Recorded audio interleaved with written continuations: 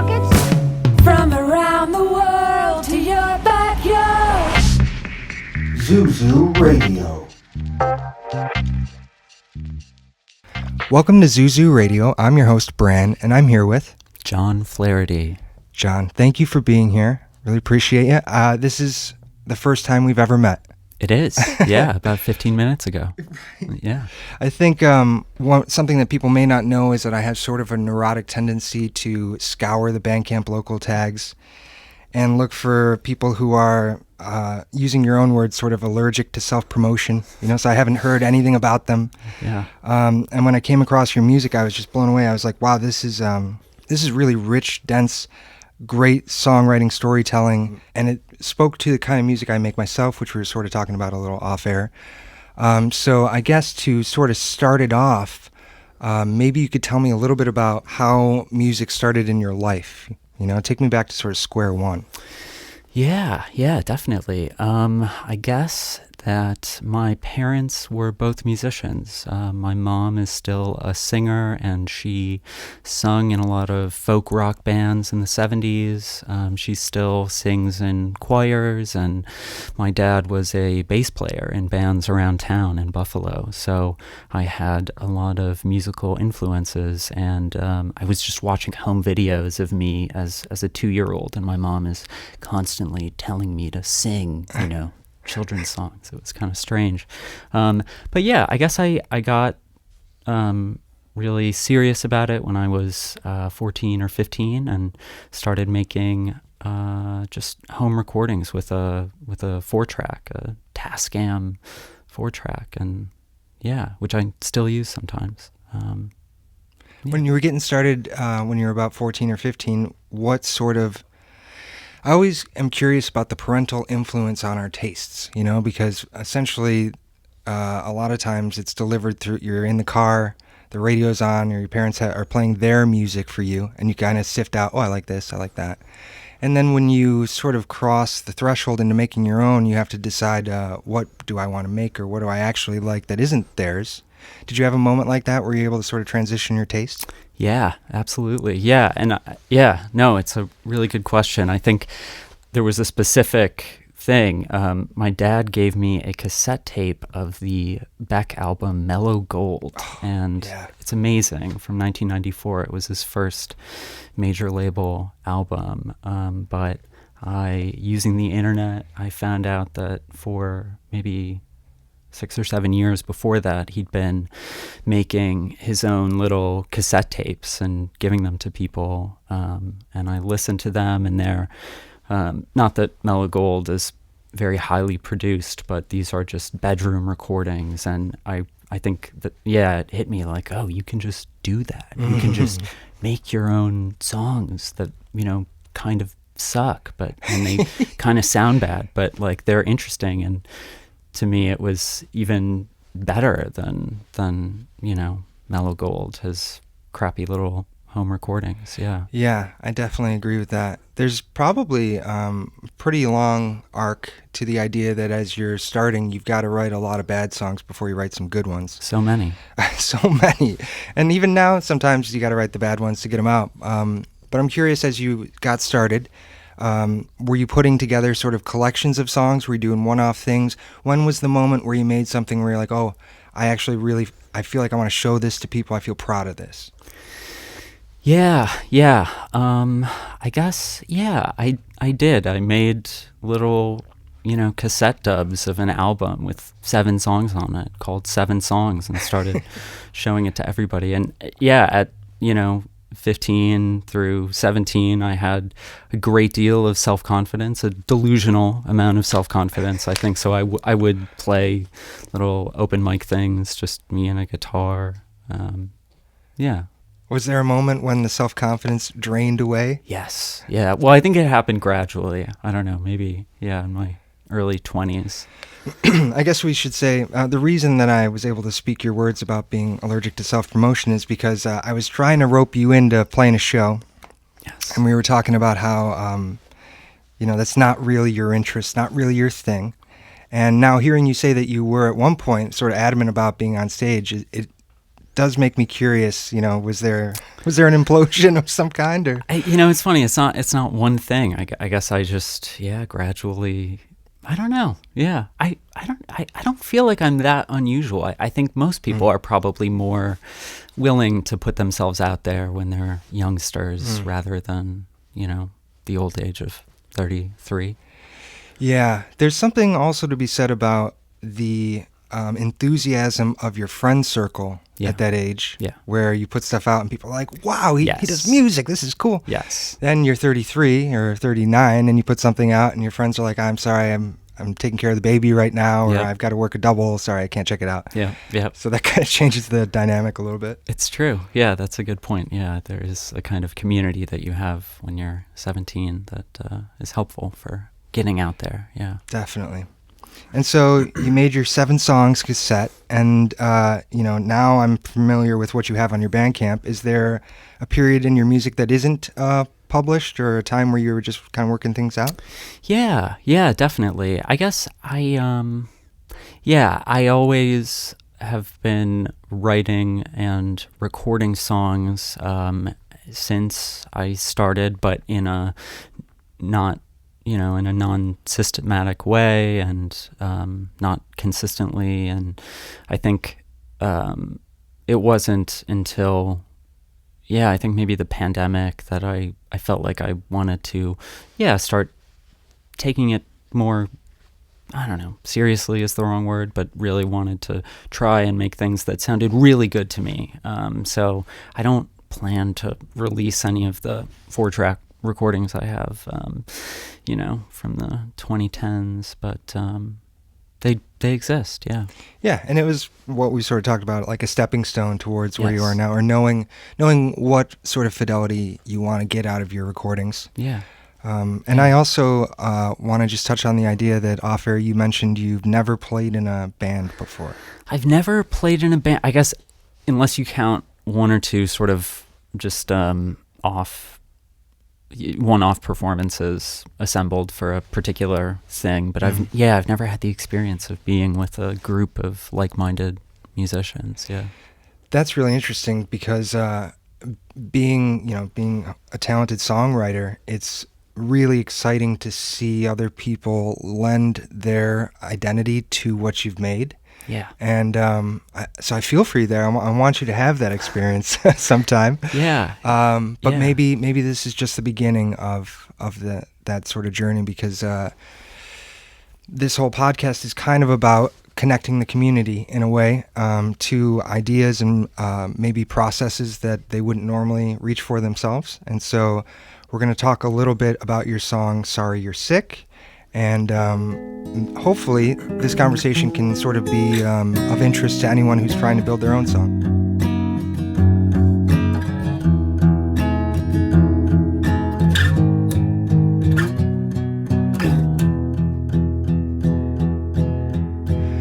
So to sort of start off, I want to go to the moment before that song existed for you. Like moments before. What were you doing? How did the idea generate inside you? How'd you get it out? Yeah, I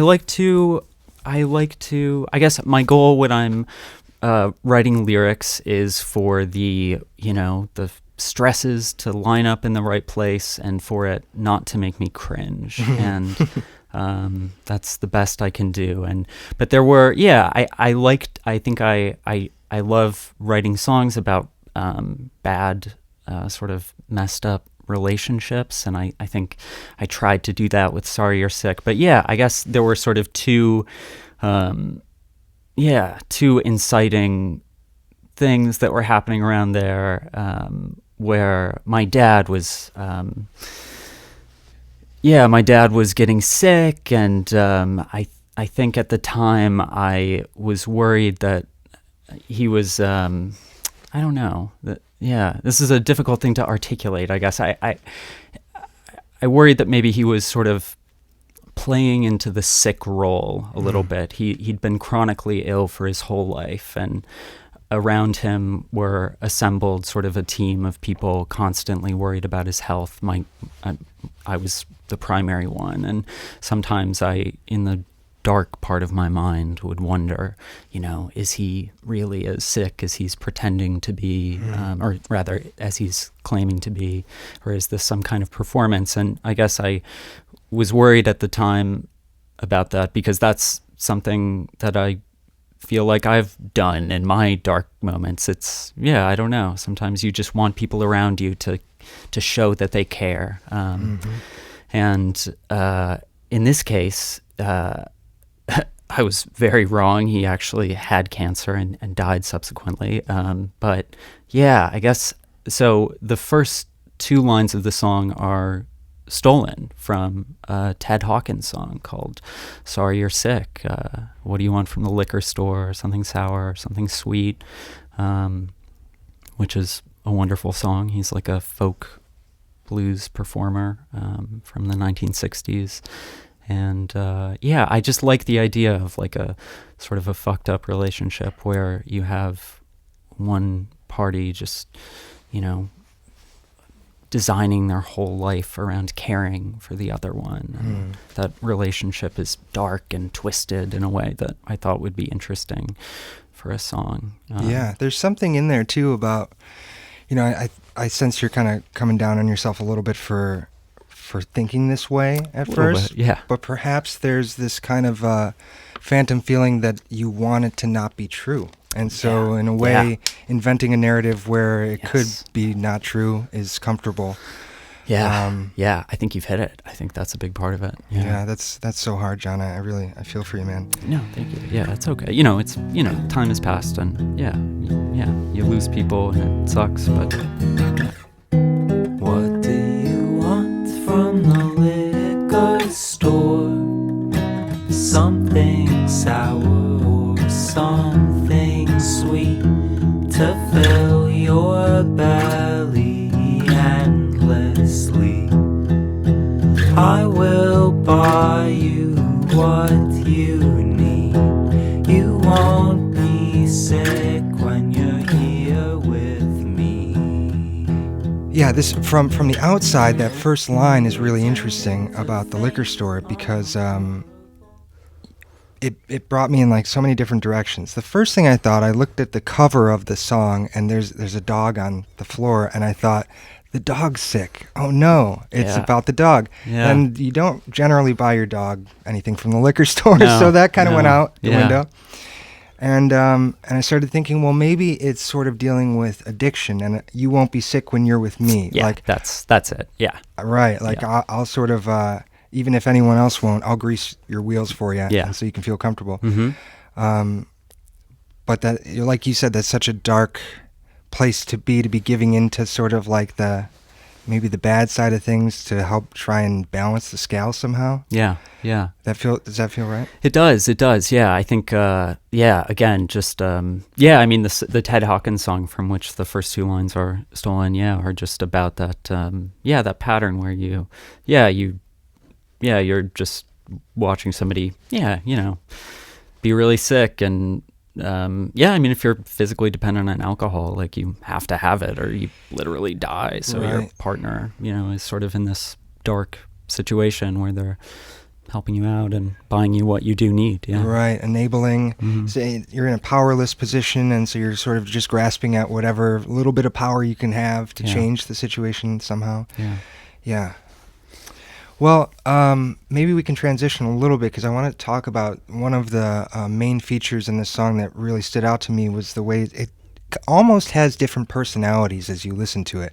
It's like what I sense to be maybe almost like a three-part structure where you have this introductory piece musically that then becomes something a little heavier when the beat drops, and then it almost changes completely in the back third, where to my ears it sounded like maybe you had even recorded that back third separately or independently of what you had built from the first two parts. So maybe you could talk a little bit about, was that sort of premeditated, this like approach, or is that something that I'm just sort of picking up? Yeah, no, it was very premeditated, and I did it for like a really specific reason, I guess. So yeah, the the first and second parts were recorded. I used to house sit all the time and dog sit for the dog on the cover, who later died, sadly. We love you, Winnie. Yeah, I guess. So those were recorded just in their living room. And I don't know if you've ever tried to record acoustic guitar and vocals with the dog in the room, but they're constantly making noise and you constantly have to stop. And how much, collar tag jingling can I let in the song before it becomes overpowering? But yeah, the last third, it was recorded. So I wanted to do like a really specific thing, I guess. So what do you do when you're in the process of recording a song? I should say it takes me forever to record. I'm not even joking, 100 takes. Not that you know it. Not that any one of them really sounds any better, but to me, I hear the difference. I don't know. So you're not punching in, you're doing like full runs of the song? Yep. Oh, wow. Yeah, it's really bad. It's so inefficient. It takes forever. But for a variety of reasons, I just prefer it. But yeah, so the last third, right. Okay. What do you do when you're recording a song and you're John Flaherty, and it takes you months and months to do it? You just listen to it over and over again while you're walking around and doing other stuff or in the car. And I wanted just for me, because I thought it would be funny, for the pitch of the song to gradually decrease as you go through it, just because I thought it would be funny for me if I was listening on repeat and like every time when I got back to the beginning, it was like a semitone lower or something. I just thought it would be jarring and funny just for me, because I know nobody else is listening to this song on repeat. But so my software that I use to record doesn't allow. It's called varispeed, where you slow down. This comes from analog tape decks and stuff, where you slow down the speed of the tape, and as a result, the pitch decreases in proportion to the speed of the tape. So the software that I use doesn't allow you to dynamically control the speed and thus the pitch of the. Well, fuck, maybe it does. Maybe, Bran, you can tell me afterwards that I could have just done it in the box. But I couldn't figure out a way to do it.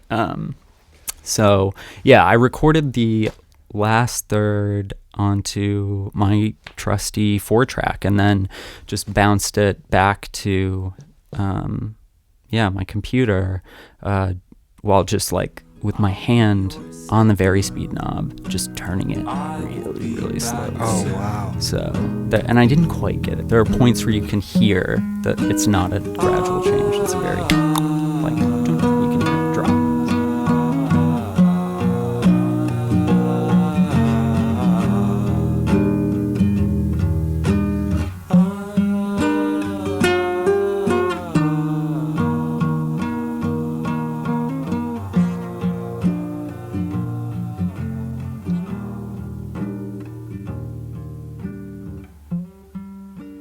That's super interesting, because I definitely picked up on like sort of what feels sort of like a Doppler effect at the end of the song. Yeah. Like the very end, I can definitely feel it starting to go down. Yep.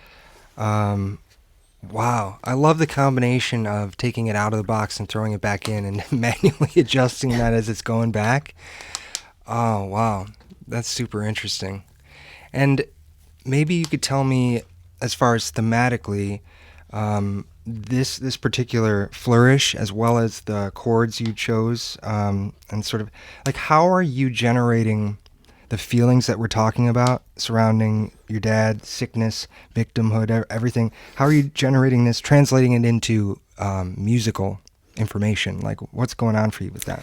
Yeah, I mean, that's such a hard thing to do. I've heard people call it like prosody, where the meaning of the song, connects to the music in an interesting way. I guess, like, I don't know. Yeah, I just wanted, especially the ending part, to sound really, really forlorn and sad. And I thought that using just in a big echoey untreated room with the mics too far away, it would just sound, just darker and more resigned. And I guess, there are parts where I don't know if this is really answering your question. I guess there are parts where I tried to, kind of connect the words to the music a little bit, like something about a shockwave happening as there's the main swell of the song where the violin comes in, and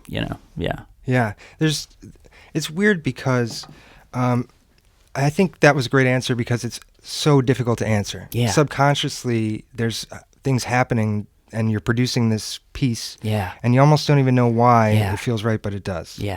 Totally. And so that makes a lot of sense.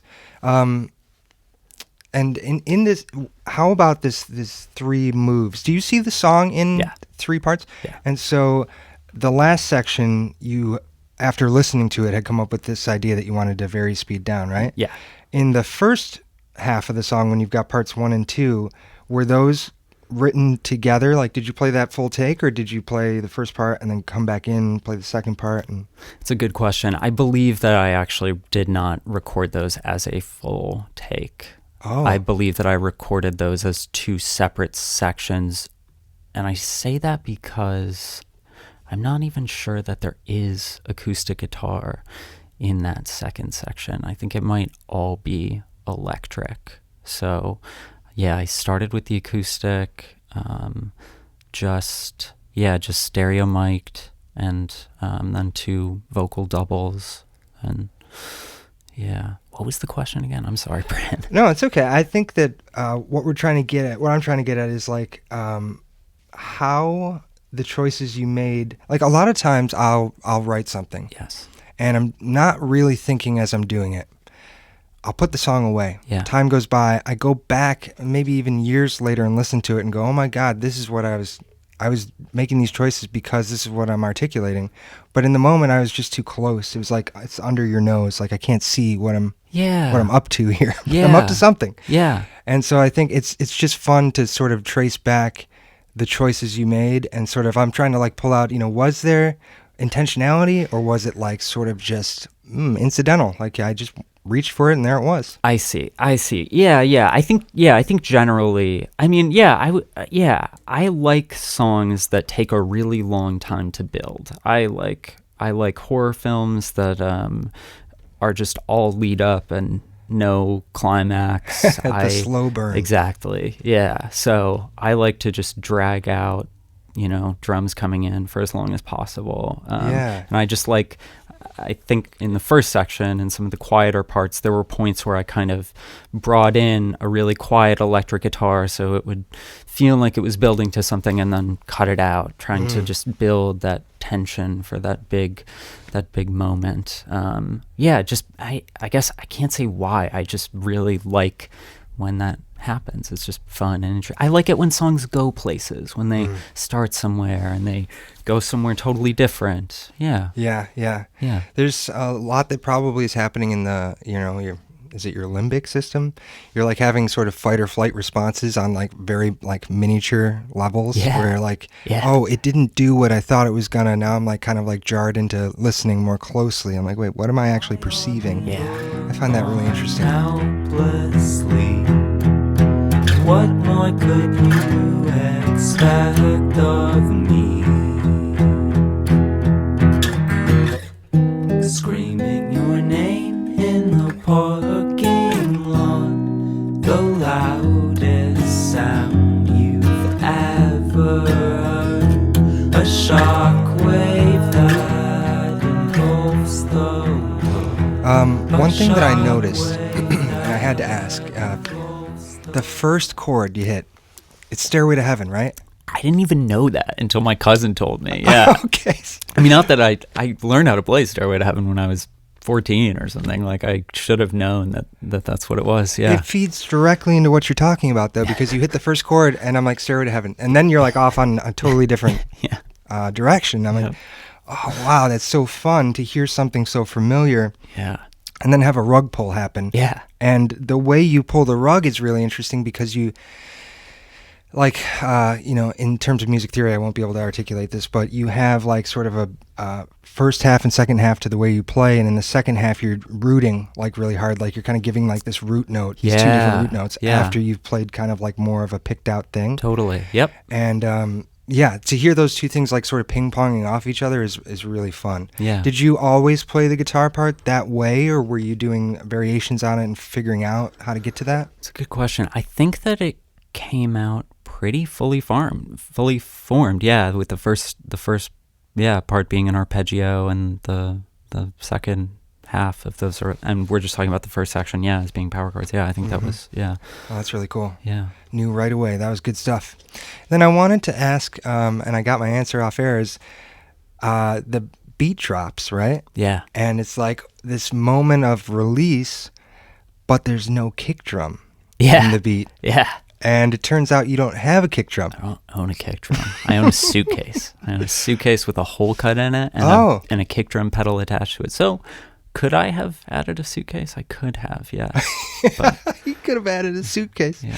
Oh, man. It was so another one of those moments where it was like not a bad kind of jarring, but it's just like my ears went, what? Yeah.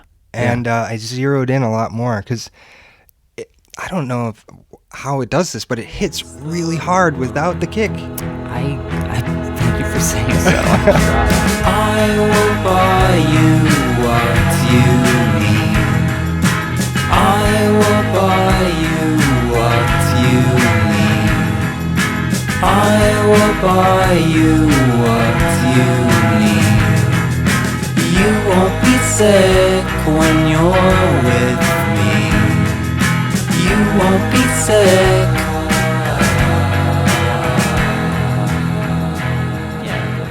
Standard practice for kick drums has changed a lot, and I feel like, if you listen to stuff from like the 60s, it's difficult sometimes to find a kick drum. Right, Like, yeah. you can't even, It's really hiding. yeah, totally. Yeah, I've heard that one of the major reasons for how low-end information has changed in modern times is because with vinyl, Bingo. you couldn't do it, or the needle would jump right out. Totally. And now it's endless options of sub. Yep, And so, absolutely. Yeah. yeah, I listen to old recordings, or like I get excited about Beatles remasters because I'm Yeah. like, okay, can I get a little more kick in this? Yeah, sure. But that's really interesting. So what is in your studio? Musically, what instruments do you have? Yeah, so I've got, I should say I'm like moving house at the moment, so I'm going through the studio setup process again, so I can answer this question better probably. Yeah, I've got my cobbled together drum kit of just a hi-hat, a snare, a floor tom, and a suitcase. And then I have some pretty cheap solid state practice amps. I've got one tube amp that I built recently. It doesn't appear on this song. I've got like a vocal booth that I use a ton, which is just made out of PVC and a ton of just dampening material. I've got like 4 guitars, I guess, and 2 basses, and yeah. For this song, it's my dad's Martin at the beginning, and then I have like a shitty Fender Squier Stratocaster. That's one of my 2 electric guitars, and I believe that forms. I believe I use that for all of the electric guitar there.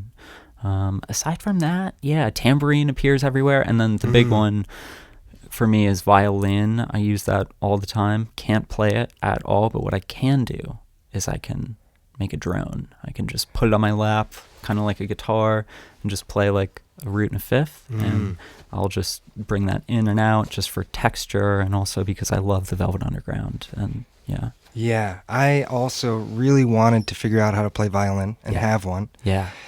But when I try and put it on a song, I find that I'll play for like a half hour and I'll use like 6 seconds of what I've got, and be like, that sounds kind of like someone knows how to play. Yeah.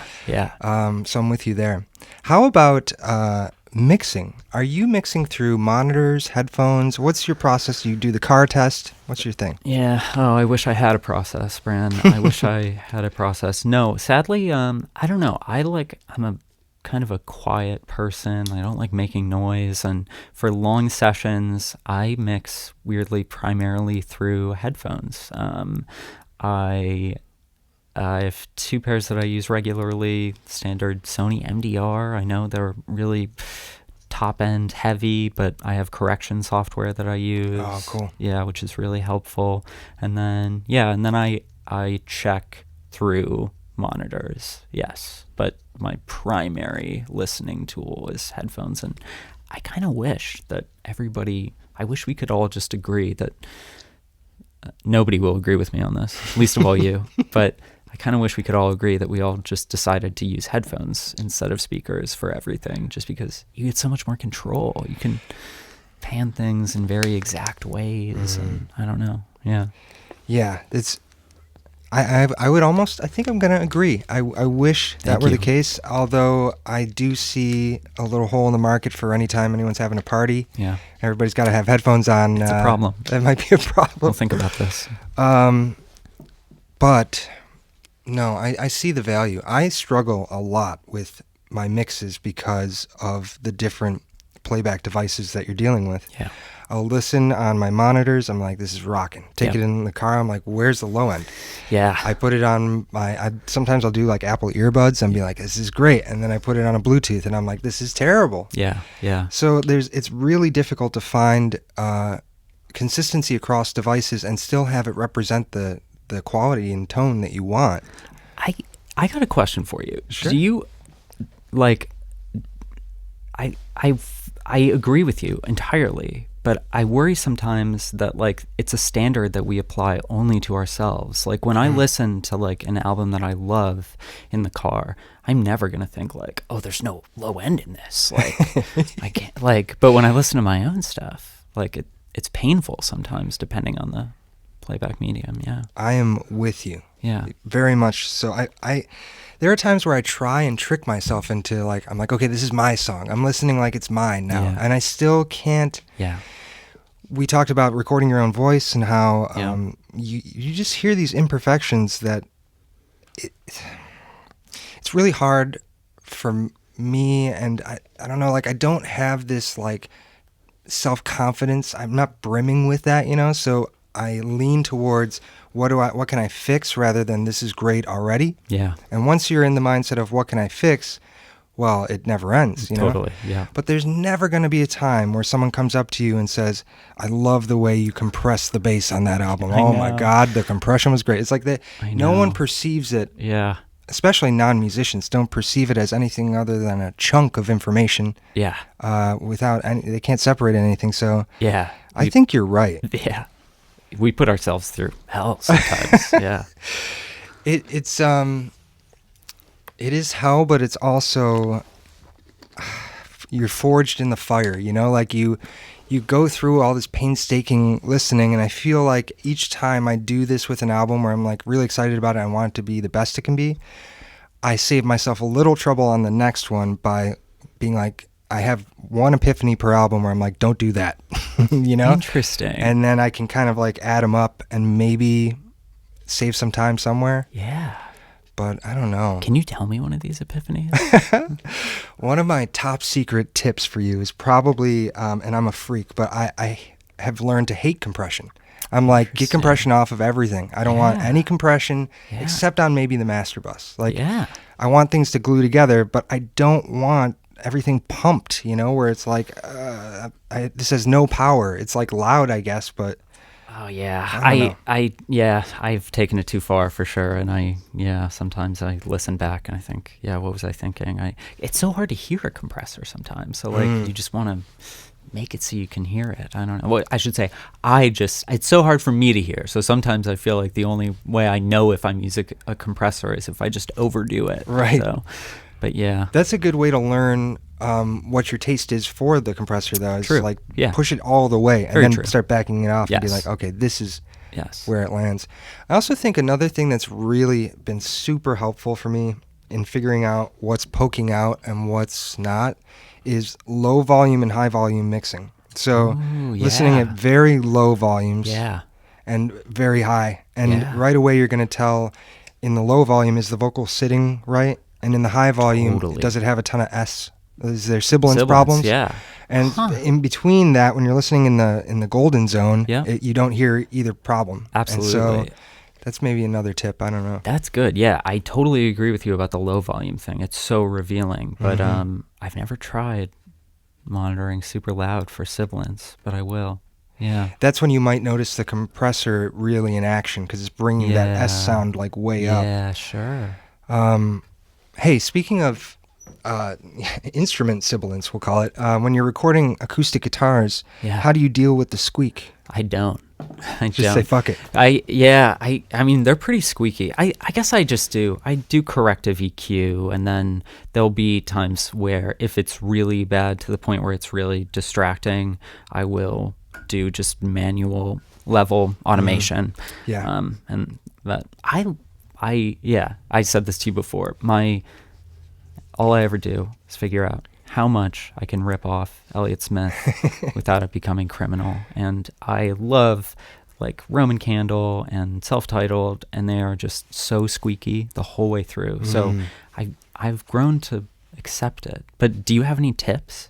Like flat wounds or something? Is that what people do? Well, I mean, nylon is a lot better. Yeah. Big So fan. you're kind of like dulling it down that way. I think you're right, though. I think that you just have to accept the squeaks as part of the instrument, and what you're hearing is a performance. I mean, especially in your case where you're performing the song. Yeah. There are times where I'll be tracking and I'm like, I'm screwing this up because I'm like trying not to squeak. Yeah. And I need to squeak on this. Yeah. Sometimes it's mic positioning. I'm big on just aiming at the 12th fret and kind of like avoiding sort of the top of the Yep. neck. And Yep. it's just part of it. It's Yeah. part of the soulfulness of that instrument. So, Yeah. but I think other listeners do find it grating. They do. Yeah. Yeah. Oh, yeah. My wife has brought it up. I My think. mom has said before, she's like, "Oh, I can't handle these squeaks." Yeah. Yeah, definitely. Sorry, I'm not. Yeah. Not in a bad way, but I think she's asked me about it before, I should say. Yeah. Yeah. Well, what is that? Yeah. One thing I guess I always do, and I know some people don't like this, is like stereo acoustic guitar.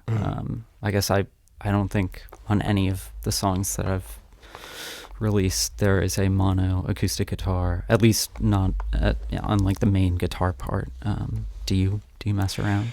So when you're tracking, you've got two mics, and so you're feeding it stereo. Hard pan. Yeah. Okay. A lot of times it depends on the performer. I had this guy Shane Meyer in.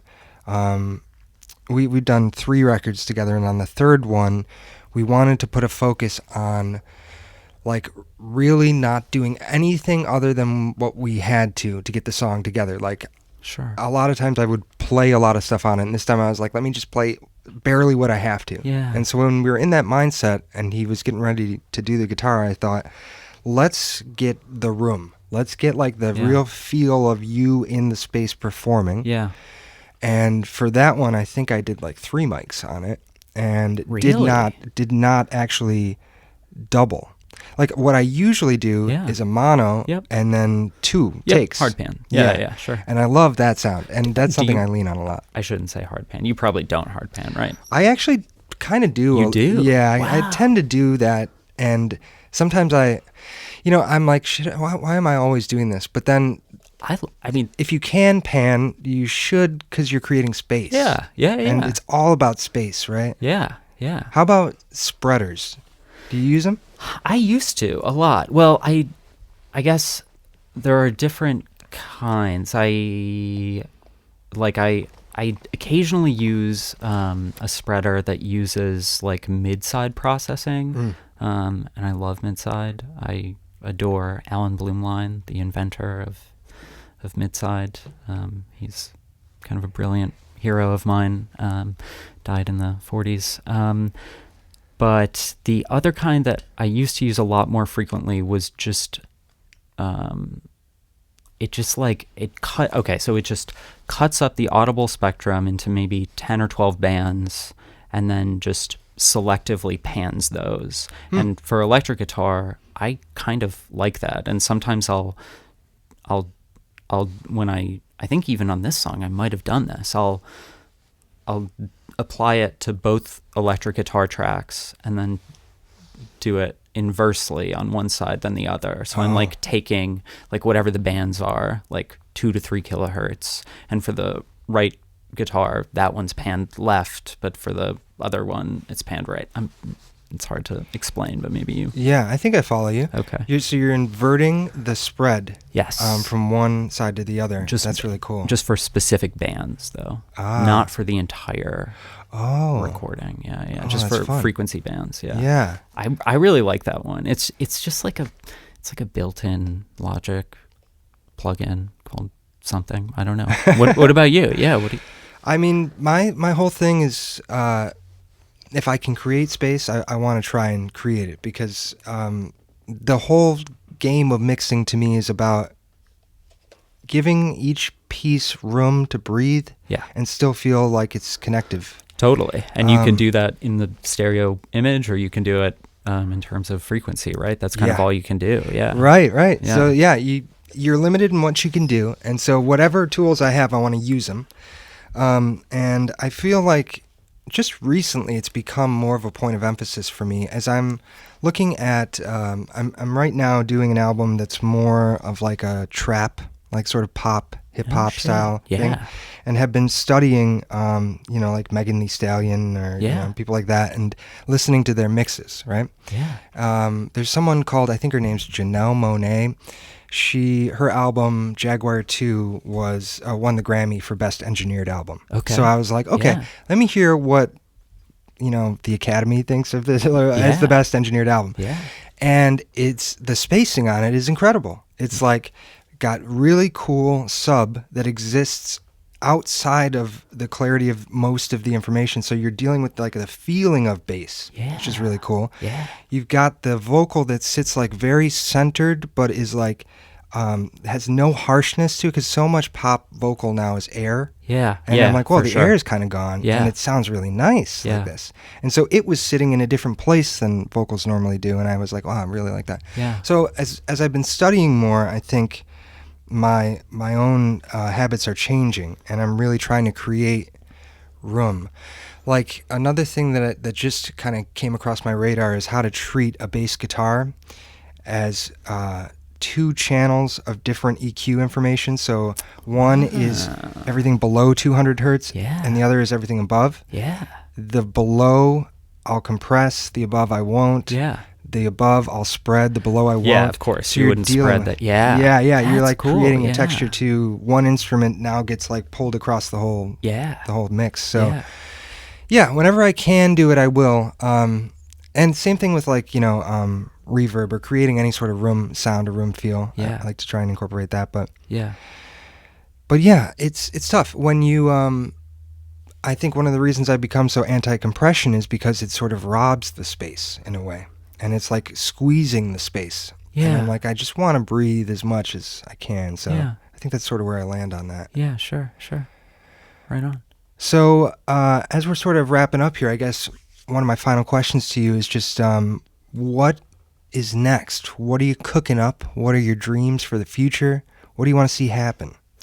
Yeah, I guess like I have no dreams at all, except that I just want to do this for as long as I can. I think if I I don't know. Yeah. I told you that I'm allergic to self-promotion. That's true. But I don't think it's like a virtue or something. I think it's more like if I put a lot of value on like other people listening to my songs, like I feel like I would ultimately be disappointed. So I would be perfectly content with making the same kind of stuff for the rest of my life, and not caring if anybody listened to it, but knowing that I just tossed it into it's my own little contribution that I've tossed into the ocean of amazing music that people make every day that also doesn't get played enough. And so my goal is to just keep my little home studio going and keep writing songs, and I got a baby on the way. And so That's that, right. you know, it takes me forever to record songs already, and I'm sure that it'll take even longer. If you thought a dog in the room was tough. I know. I know. Yeah. Yeah. It'll be great though. Yeah. Yeah, I think you're hitting on something that's really important for a lot of artists to understand, is that it's about the making of the thing. Yeah, it's totally. not really about what happens after it comes out. I mean, as much as they want you to believe otherwise. Yeah. I mean, the whole thing is about generating an audience and followers and likes, and you know, it's content and not art at that point. Yeah. Yeah. And it loses its connection to you. Yeah. It's too commodified. So And I don't know. yeah. And there's something so rewarding about spending so much effort on something that is like really just for you. It's like, it's so nice to care a lot about something and not care at all if other people like it. Yeah. Yeah. Is there a when you make music, you know, I was listening to some stand-up comics talking about when they bring their material to other people to ask, you know, what is this funny? Yeah. Even though you aren't really looking to share it in a wide way, are there people that you will sort of hold their opinion a little higher and say, what do you think? Is this right? Yeah, definitely. No, I do. And I always tell, so my wife, Katie, is extremely helpful. And she's not really a musician herself. So her and our music tastes are very different. So she's really, really valuable to me in that way. And also just being supportive. And then I have a cousin who's a musician, but not in the same genre. And I guess like I always tell them that I am always just way more interested in what they don't like about a song than what they do, because there's so much social pressure when your husband hands you something that they've been working on for you to be like, oh, I love this. Like, this is amazing. This is the best thing you've ever done. And like that can feel good, but ultimately it's not all that useful to me. So, and yeah, I like it when people tell me what they don't like about something, or that lyric sucks, because you never can. It's kind of like how you don't like your own voice. I mean, you just never know how other people see you, and you never know how other people are experiencing what you make, because it's just so fundamentally different from the way that you experience what you make. Yeah. Yeah. Did either of these two sources have a take on Sorry You're Sick? Did they give you any, I hate this, it's got to go? You know, not that I remember. I don't think. Whoa, shit! Katie appears on that. There's a section where there's like a reversed voice. That was my wife, then girlfriend, reading a book and then reversing it. So she was very involved in the making of that song. Yeah.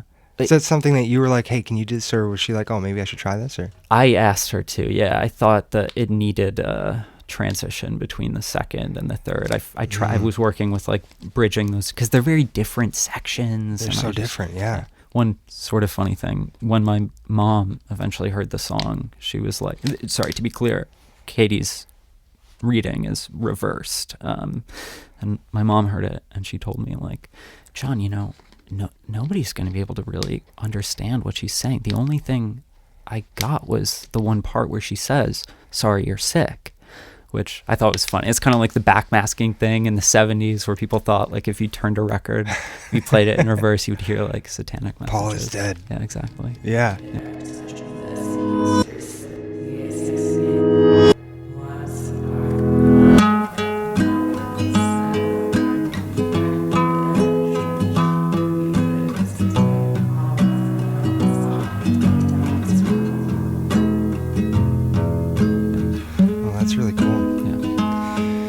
Awesome, dude. Well, John, I really appreciate you making time to sit down and talk about this stuff. I feel like I learned a lot. First off, just getting to meet you is really nice. Likewise. But also just, like I said, this podcast hopefully is going to lend some inspiration to other people's approaches. And I feel like we really got into, how you built this thing from the ground up. It's such a good song.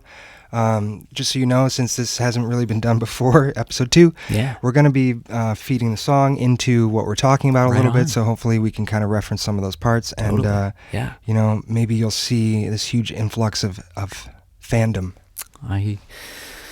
That would be lovely. Yeah, I mean, yeah, whoever feels it, yeah. I think at the very least, I'll probably try and convince you to perform at like one of my things someday. Okay. But You can convince me someday. Yeah, I was Yes. going to say we could give this like a 10-year arc, and can sign on. sometime inside of 10 years. Yeah, I could do 10 years. Yeah. Awesome. Yeah. All right. Well, thank you, John. All right. Thank you, Bran. This was lovely.